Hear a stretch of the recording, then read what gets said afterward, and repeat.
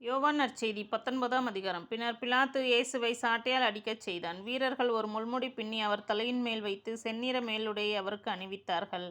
அவரிடம் வந்து, யூதரின் அரசே வாழ்க என்று சொல்லி அவருடைய கன்னத்தில் அறைந்தார்கள். பிலாத்து மீண்டும் வெளியே வந்து அவர்களிடம், அவனை நான் உங்கள் முன் வெளியே கூட்டி வருகிறேன், பாருங்கள். அவனிடம் நான் குற்றம் எதுவும் காணவில்லை என்பதை அறிந்து கொள்ளுங்கள் என்றான். இயேசு முள்முடியும் செந்நிற மேலுடையும் அணிந்தவராய் வெளியே வந்தார். பிலாத்து அவர்களிடம், இதோ மனிதன் என்றான். அவரைக் கண்டதும் தலைமை குருக்களும் காவலர்களும், சிலுவையில் அறையும், சிலுவையில் அறையும் என்று கத்தினார்கள். பிலாத்து அவர்களிடம், நீங்களே இவனை கொண்டு போய் சிலுவையில் அறையுங்கள், இவனிடம் குற்றம் இருப்பதாக எனக்கு தெரியவில்லை என்றான். யூதர்கள் அவரை பார்த்து, எங்களுக்கு ஒரு சட்டம் உண்டு, அச்சட்டத்தின்படி இவன் சாக வேண்டும், ஏனெனில் இவன் தன்னையே இறைமகன் என உரிமை கொண்டாடுகிறான் என்றனர். பிலாத்து இதை கேட்டதும் இன்னும் மிகுதியாக அஞ்சினான். அவன் மீண்டும் ஆளுநர் மாளிகைக்குச் சென்று இயேசுவிடம், நீ எங்கிருந்து வந்தவன் என்று கேட்டான். ஆனால் இயேசு அவனுக்கு பதில் கூறவில்லை. அப்போது பிலாத்து, என்னோடு பேச மாட்டாயா?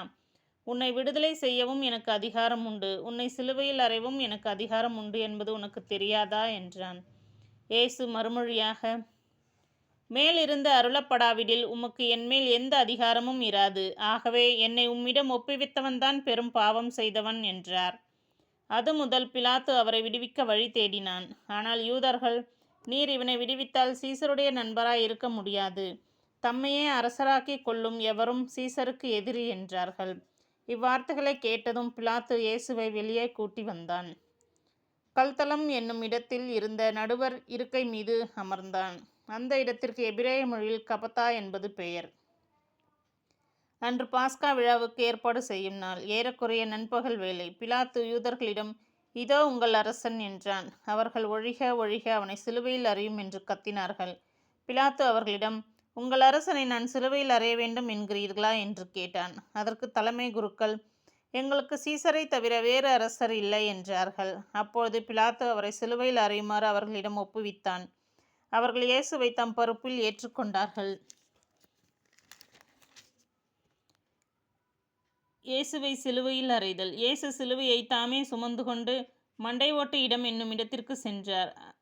அதற்கு எபிரேய மொழியில் கொல்கொதா என்பது பெயர். அங்கே அவர்கள் இயேசுவையும் அவரோடு வேறு இருவரையும் சிலுவையில் அறைந்தார்கள். அவ்விருவரையும் இரு பக்கங்களிலும் இயேசுவை நடுவிலுமாக அறைந்தார்கள்.